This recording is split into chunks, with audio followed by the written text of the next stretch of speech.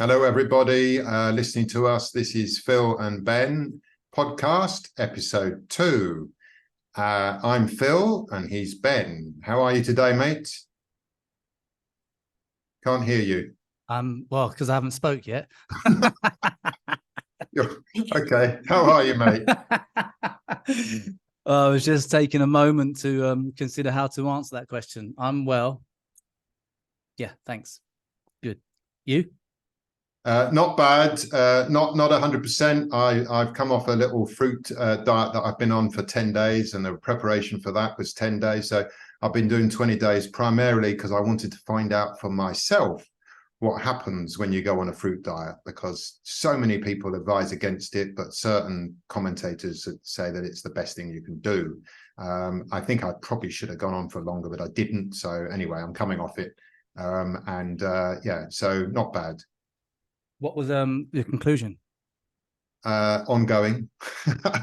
What's the immediate sort of thought process, or what happened during this 10-day period then? Well, I didn't miss my normal food so much, and I didn't get particularly hungry. What fruits did you eat? Well, there's not an awful lot in season at the moment. It's mainly red and white dragon fruits, pineapples, passion fruits, bananas. That was it mainly. And that was your food all day, every day? Well, with the breakfast, it had a bit of granola, some nuts and seeds that I added, and the granola is locally made. It's the Crunchy Monkey from Chiang Mai. And nuts and seeds and coconut water from the and coconut as well, because I had the coconut water for fluid. Coconut, man. Gotta love coconut. I mean, that plant is just absolutely epic. That tree, you know. You can eat, it's called coconut heart, the top of the tree. Did you know about that? Yes. You can cut it and you can eat it, and they boil it and put it in sometimes they'll cook it in coconut milk and make a kind of vegetable curry out of it.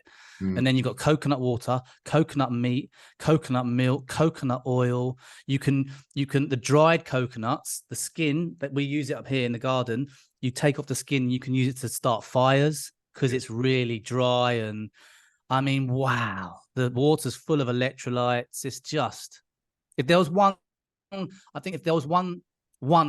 and one, fruit or vegetable, one that you had to choose, like, I'll have this for life and I have to survive on it, I think it just had to be coconut.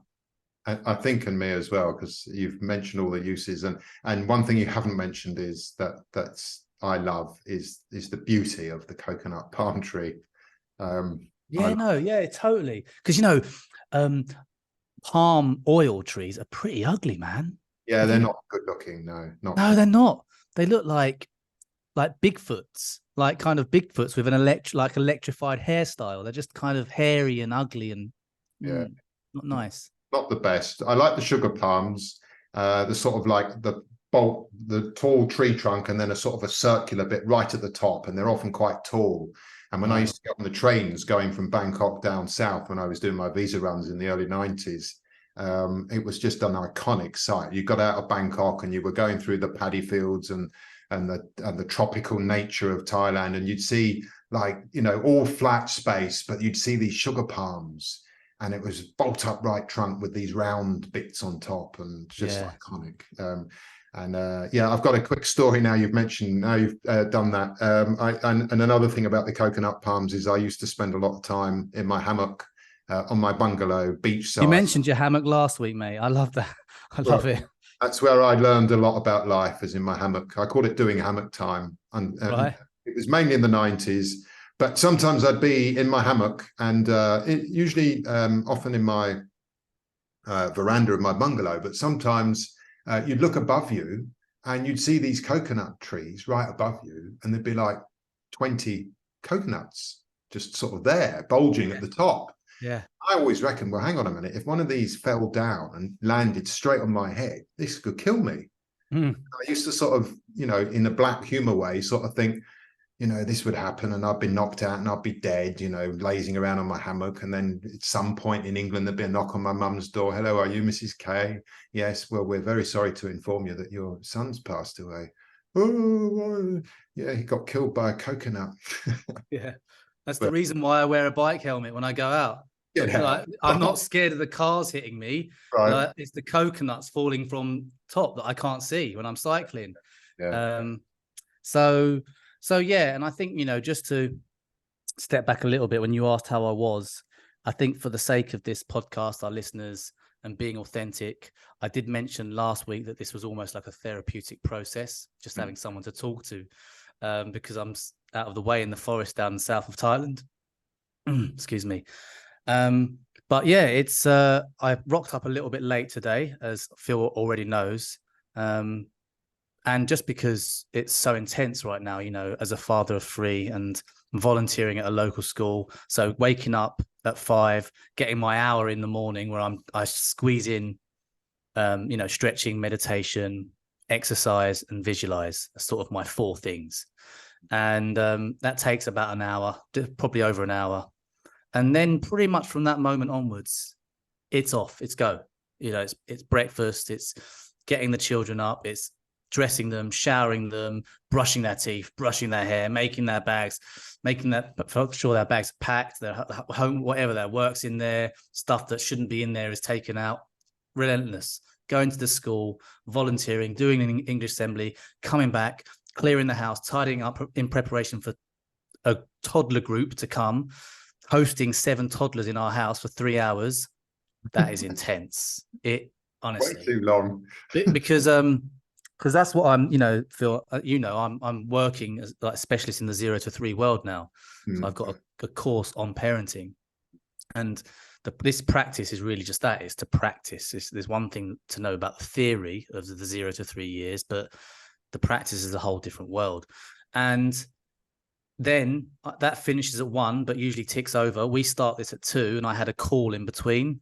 And basically there was a business call that was kind of running over, and I just got to the point where I was opening this call with you, and t-shirts wet with sweat from working with the toddlers. You know, we got 5 minutes till we're meant to start recording, and it's like, how are you? I'm just about surviving here, but happy to actually be in conversation with you now and starting to ground into this chat.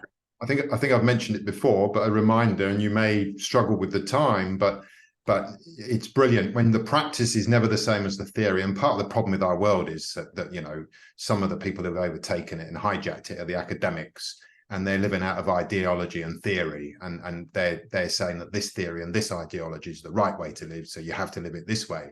Whereas the average human being is living life, and it doesn't go according to theory. But the thing I want to say was, for your future work, you know, try and keep a diary so that you don't rely upon just memory. Even if it's just 5 minutes at the end of each day, what happened in your 3-hour session today? What did you learn? You may just even have a guiding question. What did I learn today? What did the kids do today that I learned from them? Whatever it is. But it's a brilliant way because, you know, it records your feelings while you're feeling. And observations. Yeah, exactly. Yeah, exactly. And your reflections, which is nice because that leads on to the report and reflection section, right? Your brain's working very well. So I think, yeah, the report and reflection, if viewers are tuning in for the first time, we're going to do a report and reflection each week, and we will spend about 5 minutes reporting and then reflecting the other person 5 minutes. So this normally will take about 20 minutes of the episode, and then after that we'll have a main issue, and today we're actually going to try and stick with one issue, I think. But what we're going to do is we're going to start with Ben's report and reflection. So over to you, mate. Okay, so my report reflection is called NNV BBC, Natural News versus BBC. And as I said last week, it's just really comparing the 2 main media outlets that I just have kind of gravitated to through habit, right? And they're at polar ends of the spectrum, and I do that purposefully to see what narratives are being shared, or what's being shared through Natural News as opposed to BBC. And when I say Natural News, it's more really that I listen to the daily broadcast reports from the founder of Natural News, called Mike Adams. And, you know, he's kind of like Marmite. Some people really wouldn't want to listen to that, but he's got great information, and I've just built a bit of a relationship with him. He's very, very, very smart individual, like at the front end of the curve of information, alternative information. And so some of the things that were shared this week was his kind of take on the Hawaii and the fires in Lahaina. And that, one thing that he said is there's an abundance of evidence that the fires were ignited or shaped, and certainly that they were not dealt with or allowed to spread. And this is an interesting point, because when I raised this point with a friend of mine, his reaction was, lasers, you think lasers started it? It was a very simplified sort of reaction about the take on the wacky quote unquote view, just immediately jumping, you just think, so you think the laser story, right? It's the laser story. And actually, what I've been listening to through Natural News, the amount of people on the ground in Hawaii that are sharing stories of their inability to put the fires out because things like the water was cut off, because the alarms on the island didn't go off, the failures to stop the fire spreading, and then the corruption around the reporting of this. BBC being a great example. It's like, it just reports the event as a factual tragedy, and that's it. When there clearly is, based on what I'm hearing from Mike Adams' reports on Natural News, there is a wealth of evidence, if you dig, that not only were these fires, shaped or ignited, but they were certainly allowed to spread. Then there was an interview with this man called Dr. Shiva, this man of Indian origin who's been living in America. Yeah. You know him? Yeah. Mike Adams interviewed him, and he just does not hold back. Some of the interviews he gets to do, Mike Adams does, is just, it's incredible stuff. Really, really sort of on the front end of truth telling.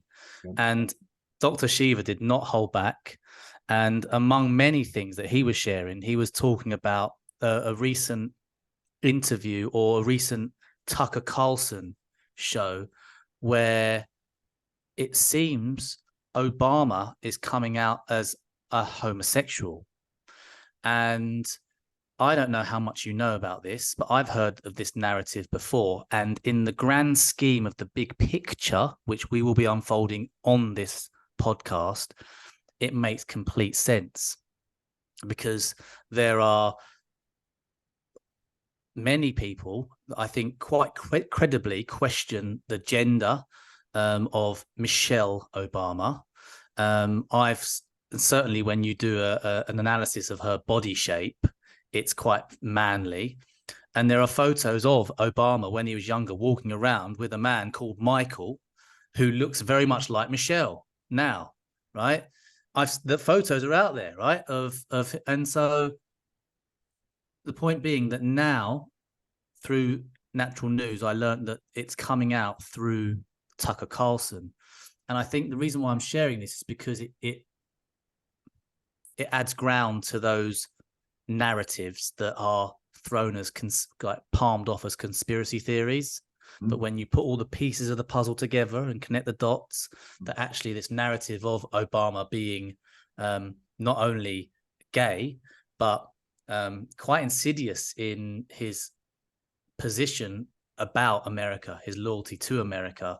And it's all very deep and dark, but the fact that he's come out as homosexual is a step towards those whole arena of Michelle Obama being his gay lover, and then the notion of transgenderism and supporting that push. It all starts to connect even more and become solidified. So that was shared. Again, nothing in one sec, Ben. You said he's come out. Do you mean that that's what was said about him, or he's actually come out?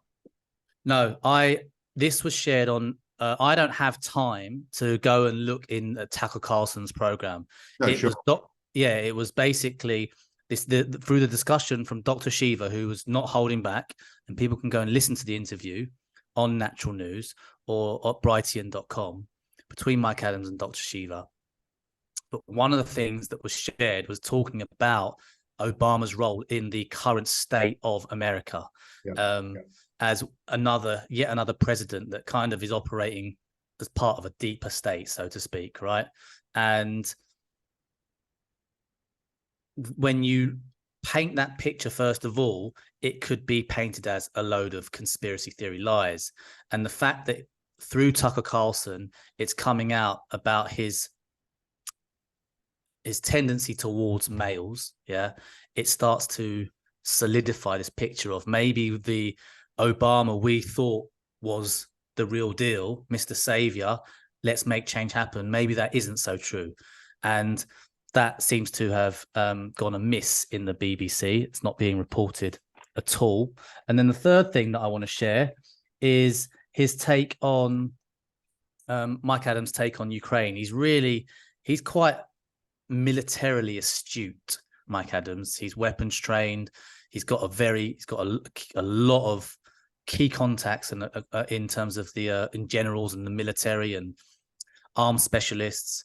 And so he's really on the front line of understanding the situation with Ukraine and Russia. And that is one of the key areas that you can really see a discrepancy between what is reported on Natural News via Mike Adams and what's shared in the BBC.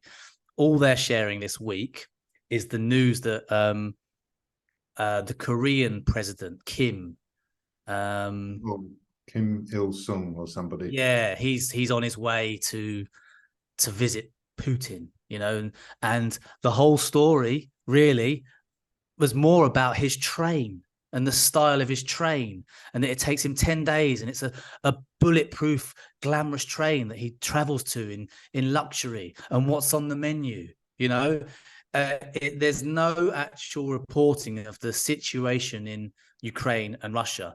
And I mean, that whole world is that whole story is so twisted that I can't even begin to cover it here. But one thing that Mike Adams reported, I think just yesterday, was that there's a quote out there from a high-level general in the US saying that Ukraine has 30 days, no more than 30 days, to finish what they call a counter-offensive against Russia before they can't do any more work because the weather will change, i.e. winter months are going to set in and they can't push forward anymore. So here we are seeing that Ukraine is really on the brink of being unable to fight this war. But in the BBC and mainstream news, you would never hear the narrative that Russia is quote unquote winning. But when you learn the alternative perspective and the kind of the underground news, it's very clear that even though America, do you know how much they've put into that war? America, into the Ukraine war? It's a lot of money. 100 billion plus. Yeah. 100 billion. And this is why would a country do that? There's got to be more to it than just wanting to stop Russia. There's got to be more to that story. And I think when you uncover the deeper, darker truths behind Ukraine and the US and the corruption and the money laundering, then that touches upon it. Again, BBC focusing on the top end characters and the stories of, what they travel like, and really, really just dancing around and avoiding any degree of true reporting. Yeah. Well, interesting report, Ben. Did you know that conspiracy theory is a term that was coined by the CIA many years ago? After the JFK shooting? I think it was, yeah. So there's that. In going back to Hawaii, you talked about, I have read bits and pieces because I don't follow the BBC anymore. I can't bring myself to even look at their website, the sport section anymore, not since 2020 broke out. I used to only look at the sport. But I do see things, and Tucker Carlson's somebody I followed since before 2020, and I like his reporting. He's an honest man, so I had heard about Obama But you hear about a lot of these things. So, you know, from my sort of armchair, is it true? Is it not true? Probably, could be.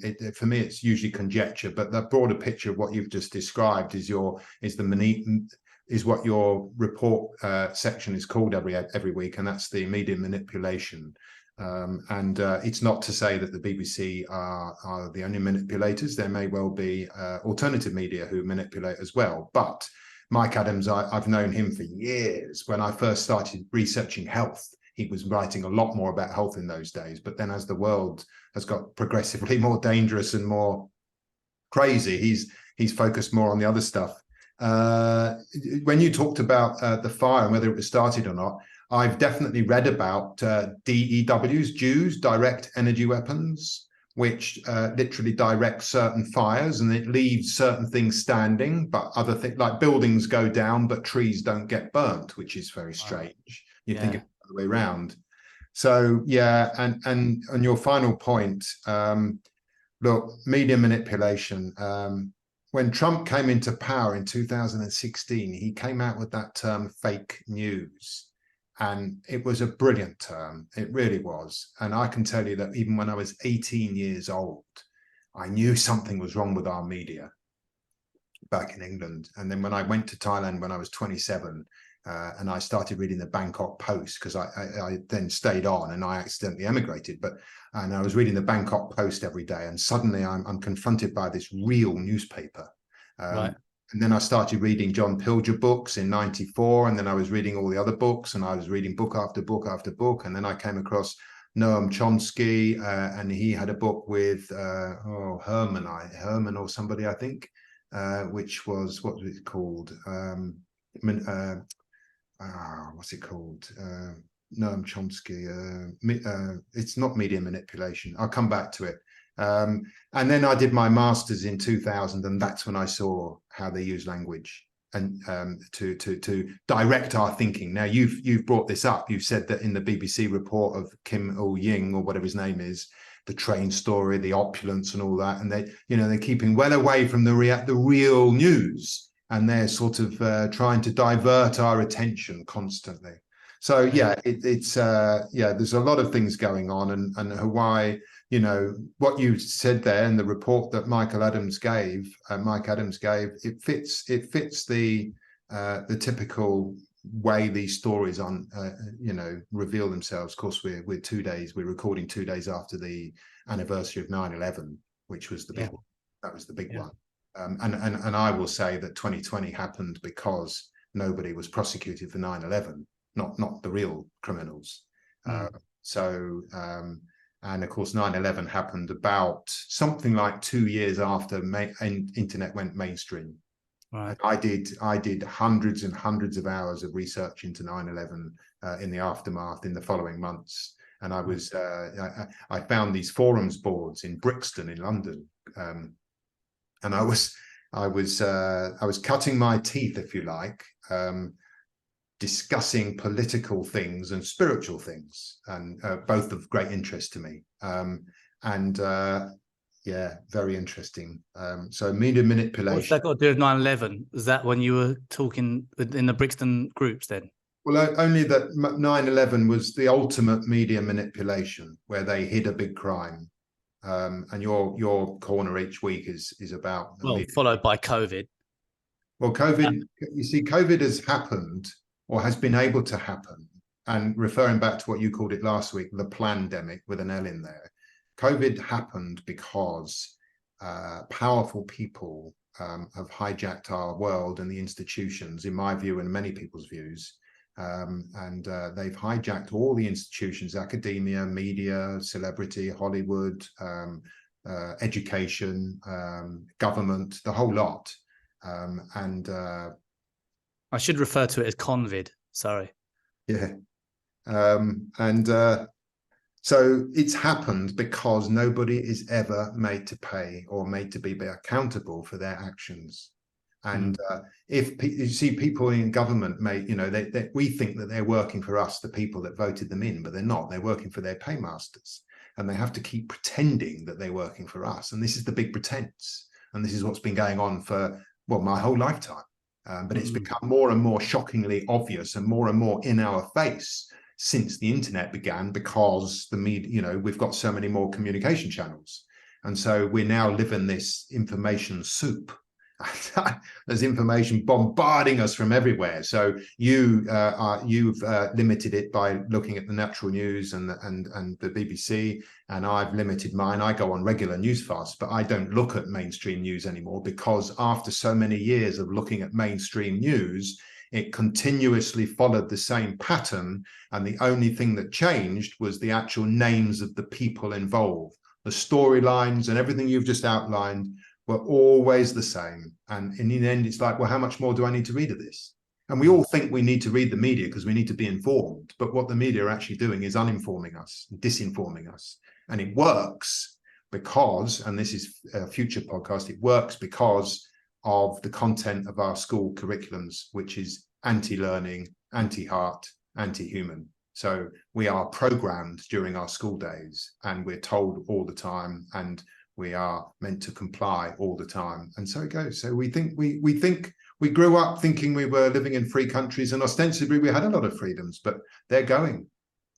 So yeah, very interesting. Shall I quickly move on to mine? My report. Your report. Yeah, I mean, just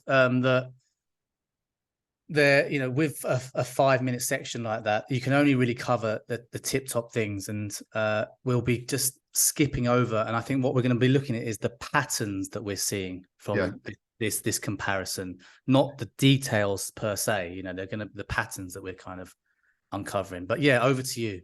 Well, that's the important thing, Ben, you know, is the bigger picture, because when we understand the bigger picture, then the details become understandable. Whereas if we're always fixated on the details without the bigger picture, we haven't got the context. And when it comes to language and meaning and communication in the human world, language doesn't have its ultimate meaning unless the context is known by the co-communicators. Yeah. So context is huge. And what the BBC cleverly do is they remove the context.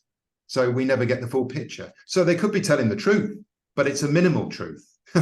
You know, he obviously was on a train and obviously did take 10 days, but what didn't they tell us? Yeah.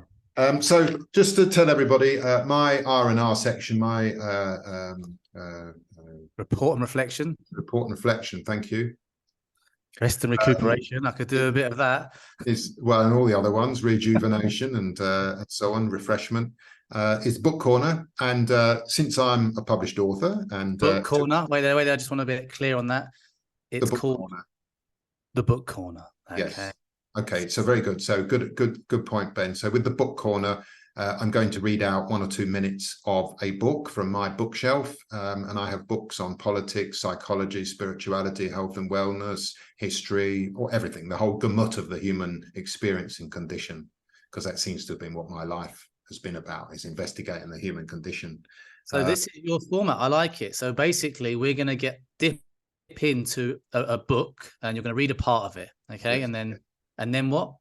Well, because when I read my books, it's like sometimes I'm reading a section, a paragraph, and I'm underlining it in my pencil like I do, and I want to scream it out to the world. I want the world to hear what I'm bloody reading here, because it's like, well, you know, people need this information. You know, it's not about believing or disbelieving that 9/11 was an inside job. It's about reading the information for ourselves, but knowing where the information is, knowing how to do the research. And all of this was blocked from us when we were at school. I just happened to have been born with this urge to read books. And then, of course, I wrote one. And so I'm going to start with my own book. So let me put that to the camera. Okay, bring it closer, mate. Bring it closer. Okay. Menu for a Spiritual Revolution, Health, Harmony and Happiness. Philip Key. K. And the jigsaw puzzle. And what does the image I mean, really, why is there an E in the name? Key. I don't bloody know. K-E-A-Y. I was given my name when I was 0 years old. Okay, Philip K. Okay. So this is the book. I'm looking forward to this. Well, so, okay, just to tell the readers, I had to write a book. I look down at my microphone sometimes. Oh, yeah, there's the camera. I wanted to write my book, and that's a future story because, you know, as usual, this hour is just going to keep shooting by. And I thought it'd take me a year. And I began writing this book in 2012. Yeah, 2012. So what I'm going to read you is the first 2 pages from my chapter 1. And bear in mind, dear viewers and listeners, as you're listening to this, and you, Ben, that I wrote this in 2000, and this particular chapter 1 I wrote in 2012. But it took me 8 years to write. I thought it'd take a year. It just couldn't get that out of my hair. So I'll take my glasses off and I'll read the page. So basically, Menu for a Spiritual Revolution: Health, Harmony and Happiness. And this is chapter 1, and chapter 1 is called Welcome to Your Spiritual Revolution. Brothers, sisters, friends, citizens, this book is a call to arms. Humanity has committed a dreadful crime against itself and against Mother Earth. It is surely time for us, all individual human beings, to wrest the initiative and solve our existential crisis.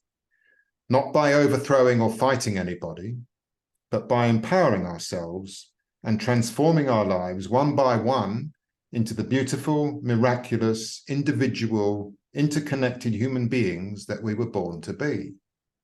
And never let anyone tell you we are not worthy to be such humans.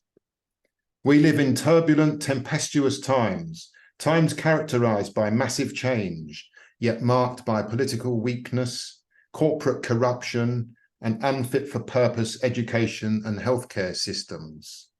Oh, and a downright disrespect for our environments.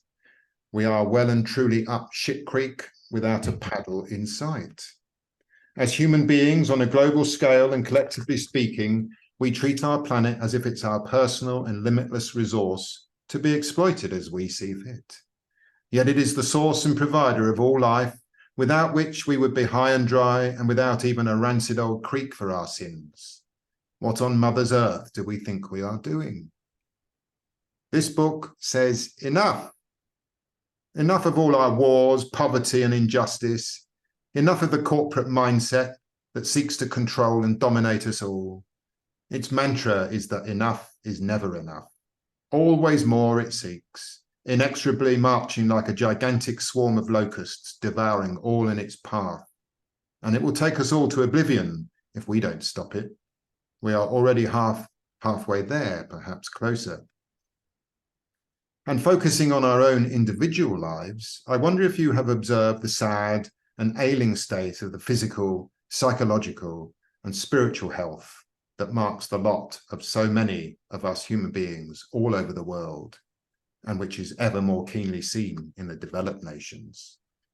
Does technological and material progress carry a horrible sting in the tail?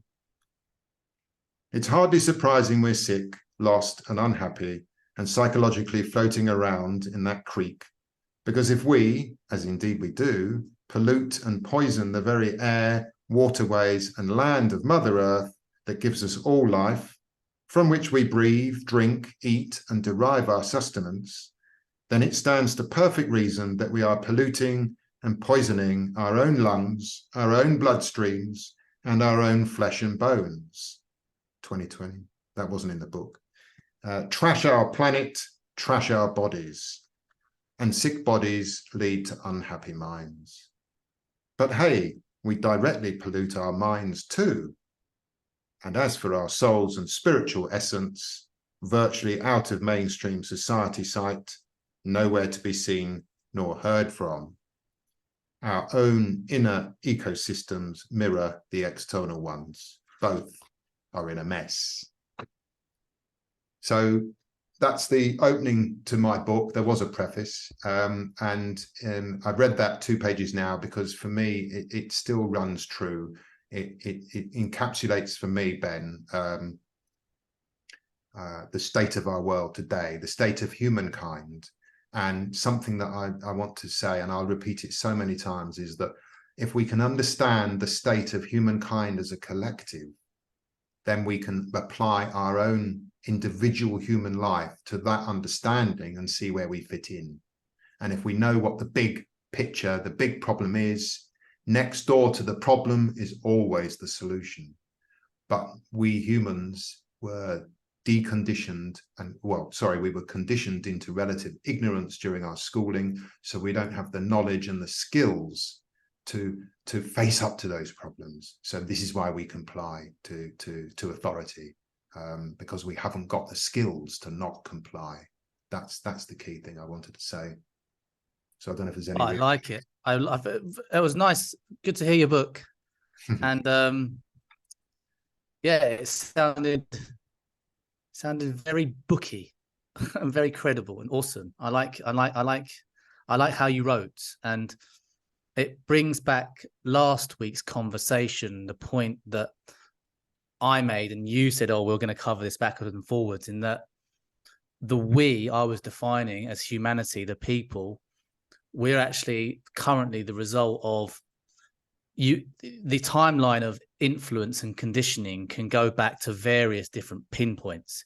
You could go back to the 70s when gold was taken, stopped, the currency was stopped being backed by gold, and how that changed our climate financially, and how we became more used to this tighter constriction through policies and the growing laws. You can take it back to the 18th century or 1,000 years. There's different points where you can pinpoint how we've become conditioned. The point from my perspective is that humanity is like a child as a species. If we were to look at us as one body of life, like you just said, and I would look at that body of humanity in the way that I would view a child. And because we're adults, we think we know it all. But in the grand cosmic scheme of things, humanity is spiritually quite immature. Yeah, and immature, right? We're still children of life very much. And being able to recognize that in itself is of value, because we can approach the situation more objectively, but actually we are the result of this nefarious, insidious, what I would say, controlling an environment. And it's all the little things that are so complex that even if you gave every second of your life to try and discover it, there's too much, Yeah. But that we are the result. And so I honestly believe that when we can change this environment, beginning with, I suppose, the collapse of the power structures that have been conditioning us in this way, we can, I believe, flourish. I don't look at humanity to blame. I look at us like the result of a child who was raised in a toxic environment by aggressive, abusive parents. That later behavior that is not conducive with society is because there's a context. They were raised in that environment that produced that. And I feel that humanity is the same way. And so I don't take the blame for those things of poisoning ourselves. Do you know what I mean? But so then you've just, okay, so just what I didn't read out was 2 quotes, and I have a quote or 2 beginning each paragraph. And you may know this quote from Mahatma Gandhi. You just said about when we change the environment, then we can begin to flourish. But a spiritual revolution is an individual's journey to changing their own inner environment. And when we change our inner environment, what is inside always comes out. So if we've been feeding on toxic media and toxic foods and toxic medicines and toxic everything, we're toxic inside. So it's very difficult to be loving and peaceful and full of camaraderie and enjoying our lives when we're so toxic inside. Because part of the big part of the book is that the spiritual revolution is, it's not just the body, the mind, the soul, the inner environment, the ecosystems, the whole lot. We are so much more than we think we are. And Mahatma Gandhi said, be the change you want to see in the world. So we have to learn what to do. We have to become informed before we can make good changes. And then by the time we are ready for changes, when something like 2020 comes along, we're so full of all our routines and habits and addictions, it's really difficult to change. And we weren't given the communication skills and the cognitive skills and the learning skills and the self-leadership skills and taking responsibility. We had all that taken out of us. Not only was it not developed in schools, we had it taken out of us. we were disempowered. So by the time we discover that we need to make a change, it all seems too much. And then, New Year's Eve, New Year's resolution syndrome, great for a month, February 1st, back to normal, because we can't sustain our changes, because we have to change this. And when we change this, then we can change. And that is what. So I described there what the problem was, and we've got a bit of time left to continue the talk on spirituality, and you can say why we're talking about that. But spiritual living for me, very briefly, a spiritual revolution is the revolution of you, by you, for you. It's your revolution. It's not going along to unseat any power people. We've seen all that. George Orwell wrote in Animal Farm, the pigs. We've got all the farm animals together. Look at these bloody humans. We've got to get rid of them. They're too cruel and despotic. So the pigs take over and the pigs become even worse. And that is the revolutions throughout history. That's the political revolution, which is ego-driven and head-driven. We need heart-driven, heart-based learning and heart-based living, and that is the spiritual revolution. So it's a journey that each of us undertakes on our own. And this book is actually, it took 8 years because I was trying to write the guidebook where it's got the theories and the understandings and then plenty of action, and there's lots of tasks all the way through the book for people to carry out. So spirituality is everything, but just to finish my talk, but like almost all keywords in our life, spirituality has been twisted by the manipulators of media, which is in academia and media and so on. So the message and our language has been hijacked as well as anything else. We say an education system, but it's not. It's an anti-education system. So we should call it what it is, but we've had our language hijacked. So I'll hand over to you on the spiritual thing, because I think we wanted to just get across, something about spirituality today. And it's easy to see how time can pass quick. Oh man, who are we kidding with 5-minute reports and reflections? We'll get there. We'll get there. Yeah, I don't know if we need to. I think maybe not. I think it's I think we'll have to kind of just remove the 5-minute tag. Yeah, do you know what I mean? So it's a report and reflection, and we'll just have to kind of broadly manage it sensibly, right?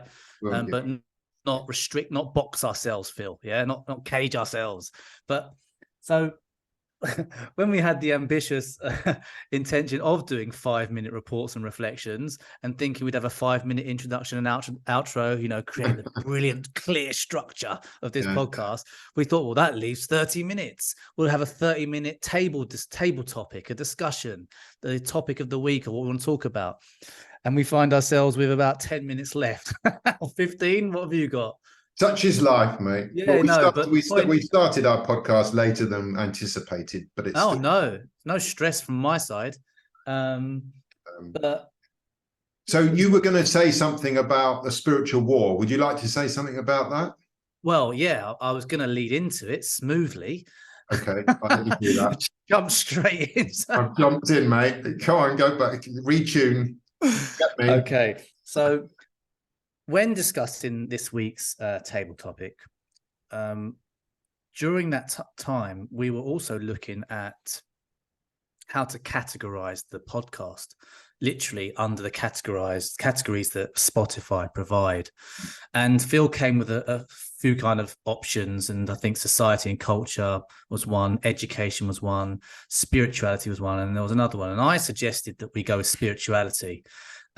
Because we said last week, and this stands true, this is a show for good souls, life lovers and world helpers. And in that first segment alone is the word soul. We want spirits. It's on the spirit level that we want to connect with people. And I personally think that the running theme of anyone that might become connected with us through this podcast would be that they have a degree of spirituality in their life consciously. So there was that, but also then knowing the title of your book, it's something that you've been writing about, spirituality.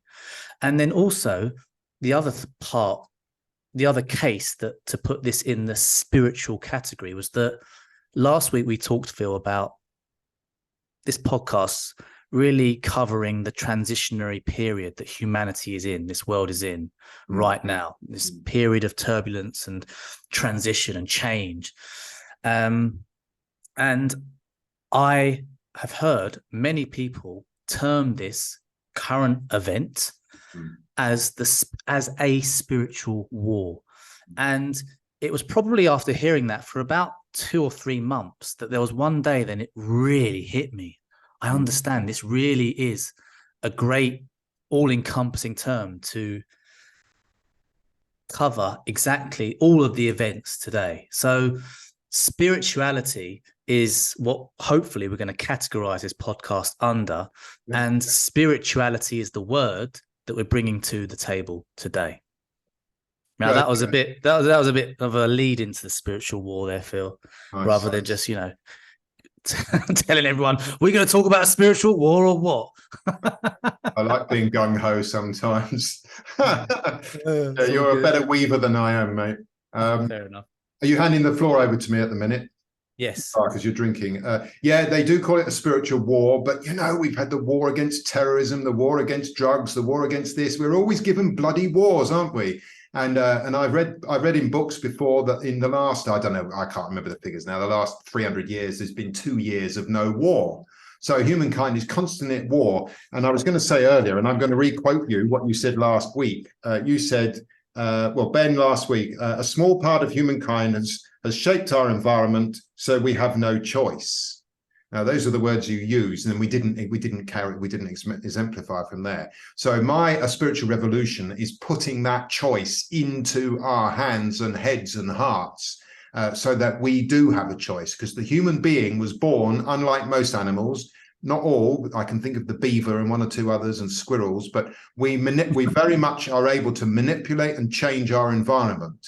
Now, clearly, certain people who have the information channels and the money channels have got so much more influence over everybody else. And as it happens, they're poisoning our world, and they're dividing us and putting us into conflict, and they bring in religions to divide us, color to divide us, nationality, race, creed, the whole lot. And now, of course, medical status is the latest one to divide us all. We must not be divided.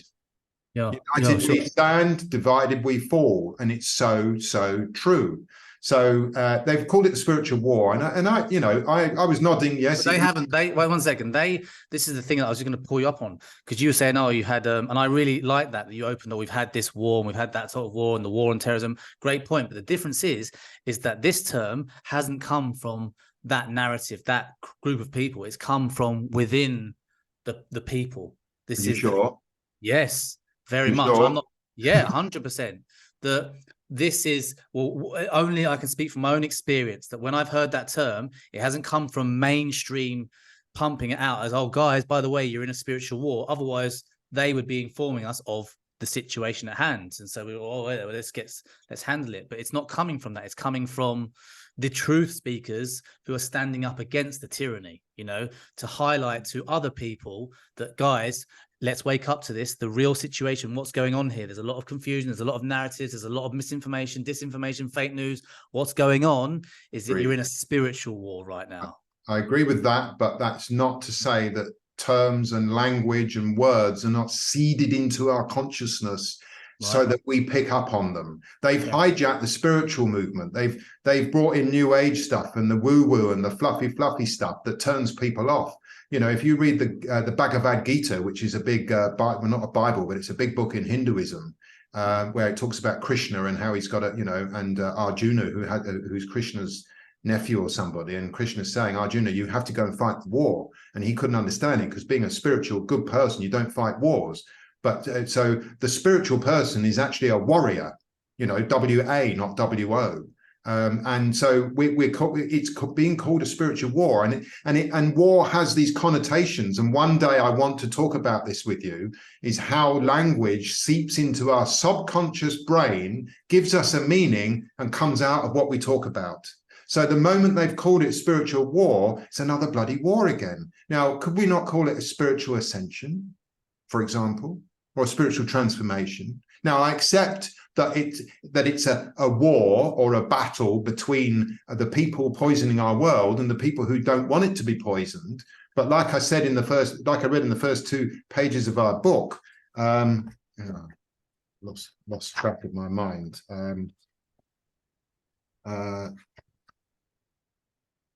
Enough of what they're doing to us. I've lost my thread, so I can't remember what I was going to say there. And that will happen again and again and again because I'm now getting on in age in life. Yeah, but there was the term of spiritual war being used to plant seed, how we react to that word. Yeah. And and us then using these words and on the subconscious level feeling a certain way, okay, and acting a certain way. That's it. And that's it. That's exactly it. And language is our medium of communication, and communication is our medium of playing out our relationships, and the human being is a social animal. So everything is about our relationships, and relationships are founded on language. So he or she who controls the language controls the life. Now, we don't want the corporate mindset controlling us anymore. We want to be in charge of our own lives. And to be in charge of our own lives, we need to understand how language works, how meaning works, communication works. And that is the spiritual coming of age. Spirituality is actually, in my book, it's just simply learning how to live harmoniously. So I live harmoniously within me, I live harmoniously with you, and I live harmoniously with the trees and the butterflies and the birds and all the other human beings, whether I know them or not. That is spiritual living with optimal health, harmony, and happiness. So I hear what you're saying, and this is a good bouncing discussion because it's I didn't think you were going to come with this angle. That is almost a little bit of a pushback on the term because it includes the word war, and that war being in our psyche is something that we just live with now and accept, and it's just part of everyday life. Mm-hmm. So I appreciate that. At the same time, we are both aware and have already covered in various guises the toxic and kind of affronting attack on humanity. Yes. In various forms, right? Now, and that's something that's not, we're not bringing out of nowhere. There's many forms of attack and vectors of attack. We could say that. So that attack brings into the notion that there is a battle at hand, because there isn't. If you're just taking an attack and not doing anything back, if you don't fight, then you're just going to die. He's going to be right. So the war element has to be, under the spiritual war label, has to be recognized and embraced, because otherwise you're ignoring the reality of Jesus. We're under attack, because if you're not aware of that, then you can't respond to it. And then you're just going to be sitting ducks, accepting what's happened. We're not even aware. So this is why the spiritual war, I think, is a good term for us to we're not literally carrying it and defining this podcast, but it's the main sort of table topic in relation to the spirituality for me anyway. Okay, no, good point. And if I was teaching in my classroom, I would have a long discussion about this, because arguably it may be an information war where they're trying to attack us spiritually. So if we called it a war on our spirituality, then I would feel happier. But it's not. It hasn't got the buzzword, has it? It's clumsy compared to spiritual war. But okay, I didn't want to take it down the wrong path. What's the difference? Interestingly, a war on spirituality versus spiritual war. Okay, well, so my understanding is that the way religions have turned out, they've been pushed on us as a way of controlling us all. So religion is giving us the 10 commandments. It's telling us how to behave and how to be a good boy and how to be a good girl. Spirituality is a one-man, one-woman religion, where we take responsibility to live by human values that we all know: kindness, compassion, awareness, responsibility. So if we all live by those values and we take responsibility to live for our own values, by our own values, we don't need anybody to tell us to be peaceful and kind and compassionate. We know we should do it, but we're assailed by so much stuff and we're made so toxic. It's very difficult to be kind. It's very difficult to not argue with people. It's really hard when we're stressed to do anything good. Our human essence has been suppressed. So when I say it's a war on our spirituality, basically it's a war against our human essence. So we are being warred against.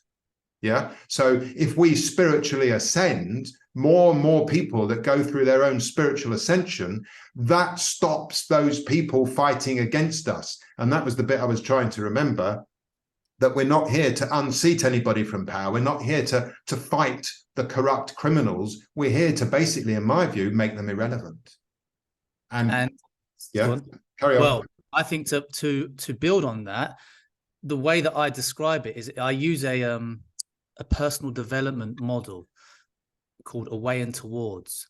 And so in any goal that we have in our life, you know, be it lose weight, whatever, gain financial abundance, whatever our goal is, there's away movements, things that we need to move away from, and then there's toward goals. Yes. Away goals and towards goals. Yeah. And what you're talking about, I really resonate with. And I think that so far in this podcast series, I might have come across a little bit pessimistic, whereas, you know, Phil, I'm full of like real life attempting solutions to help raise the spirit and make this world a better place. So I am focused on that.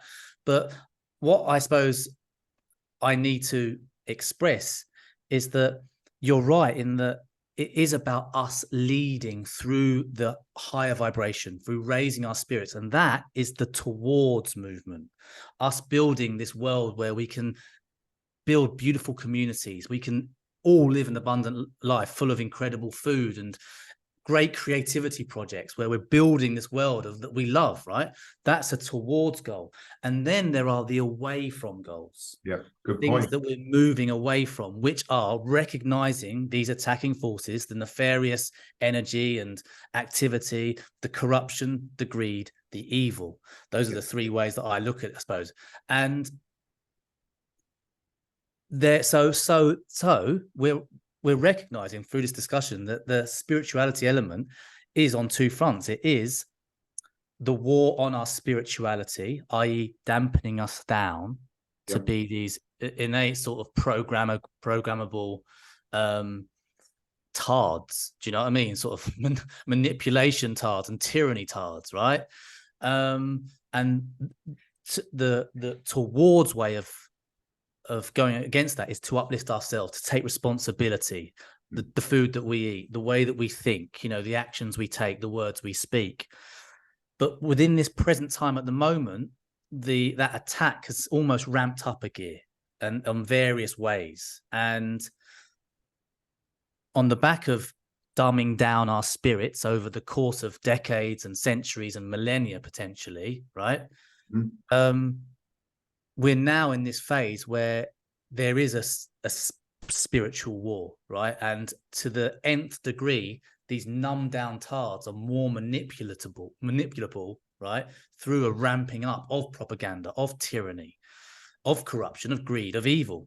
So, yeah, I think we're kind of looking at a two-pronged approach to this then.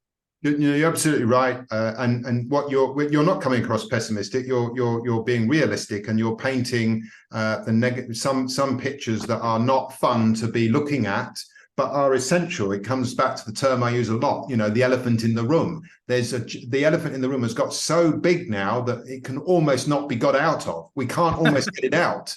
If you give in to the bully once, you give in to the bully twice, and we're going to have to back for more. We're going to have to demolish the building. Well, this is what's happening. The elephant's too big to get out.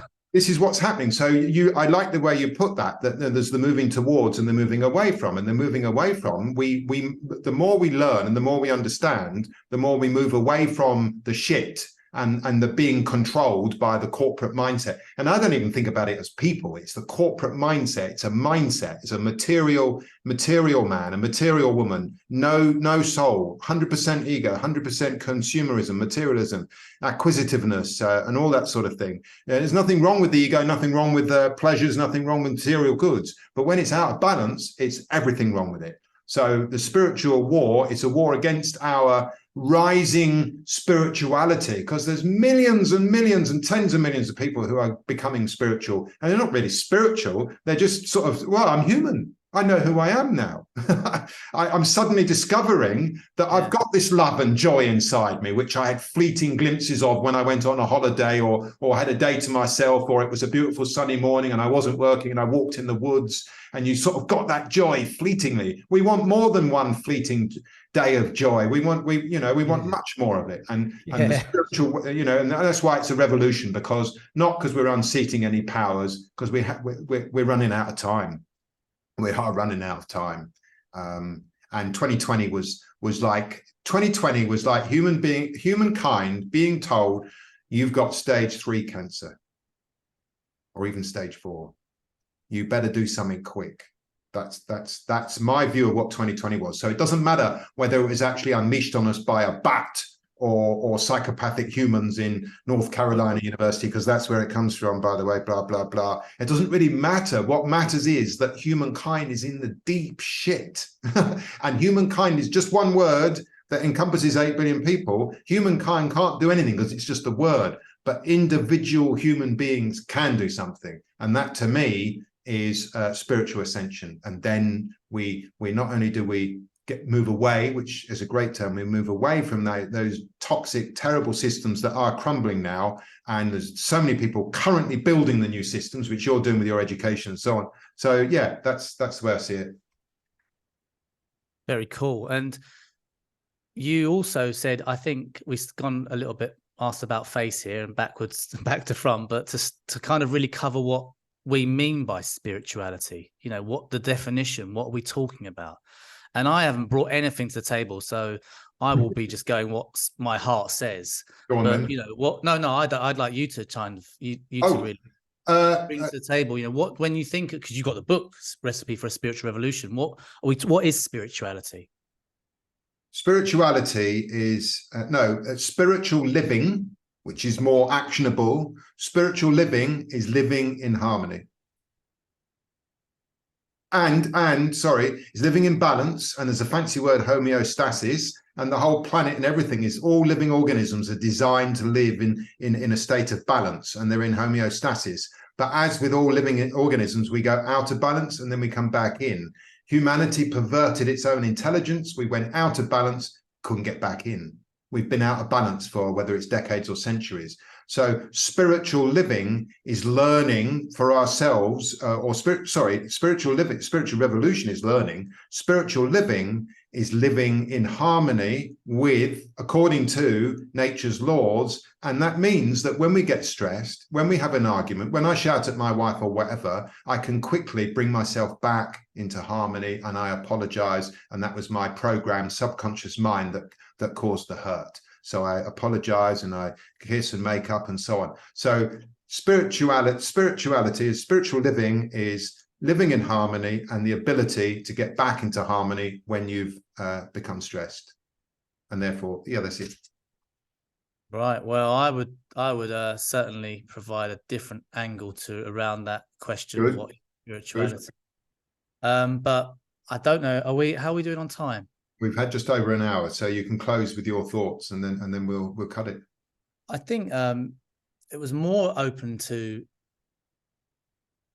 what resonates with us individually with the word. It's almost so I was almost thinking about the listeners first here and the viewers. What does the word spirituality mean to you? For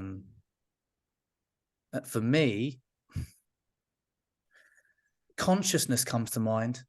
The high, higher state of consciousness that is connected on a cosmic level, that becomes so normal. Maybe this is a dumbed down numbing distraction of noise, that you forget it's there. But there is this magic to being an observer of the world with this intelligent brain that has consciousness in it, and being reflective, meta reflection, reflecting on ourselves, this world of atoms that are empty, that create this reality that's solid, and knowing it and being part of it and understanding the power of our thoughts and our imagination to shape that cosmic soup of atoms. All of this and then being aware of all of that, of self, that is spirituality to me. That there is nature, this magical force that is unseen, of life, the life force, that things just grow on their own out of nowhere, and we're a part of it. And that, for me, that magic and uncertain, like unknowing, is what spirituality is. All right. Does that definition fit in the dictionary? Don't think anything I'm I would pulling say. your leg, man. I'm pulling your leg, but I feel that we could easily return to this topic and give it a bit more time next week. But what I'd like to do to if you're listening or watching us, especially in the YouTube platform and the Spotify, and I think we're on Amazon and Google now, but we definitely invite comments and engagement with you, and we will engage back. So again, Ben's just posed the question, so I'd like to pose it to you, listening or watching us. Please answer in the comments, what does spirituality mean to you? And we'd love to hear what it means to you, because Ben's just given quite a nice description of it. I was trying to make it short enough to fit in the dictionary, sort of my academic sort of teaching style, but it's a huge topic. And we, all the people, we need to know and agree what spirituality is, because it's a beautiful thing. And then we know where we're standing, and we don't have these disagreements by just because we've got a different understanding of the same word. And that's part that a lot of disagreements in life come from that. So what do you, the viewer or the listener, think spirituality means? Drop us a little line and tell us, and that'll be great, and we will get back to you. So I want to commit now to any comment that's made. We'll read, as we'll donate some time to reading some comments. Definitely. Yeah. Definitely. What is spirituality? On my YouTube channel, we've had about 8 comments already, Ben. So, that was very nice from the first one. I think people liked it. If they didn't like it, they didn't tell us. So, yeah, I think it's been a good conversation today, a good chat. I think guys, we're coming into this with very little planning. Each week, we really just want it to be an organic flow with a broad structure and a really sort of genuine intention. And so a lot of it, this conversation about spirituality, I had no idea where this was going to go. And it seems to be like a nice balanced approach to the two-pronged approach, away and towards, the war on our spirituality versus the spiritual war. And that grounding and just this discussion in a spiritual war is important to reflect upon, because it's helping people become more connected with their spirituality. So it's been enjoyable. That's why we wanted to do the podcast, because when there's 2 of you, you don't know where the conversation's going to go. And when you express yourselves, you get to find out if your thoughts are actually correct or good or ready to be changed or whatever. So yeah, that's why we want these chats, mate. And it's good that they go in directions we don't know, because that's what life does. Yeah. Well, let's see where this goes. I think that's it for this week, and next week we don't even know what's coming yet.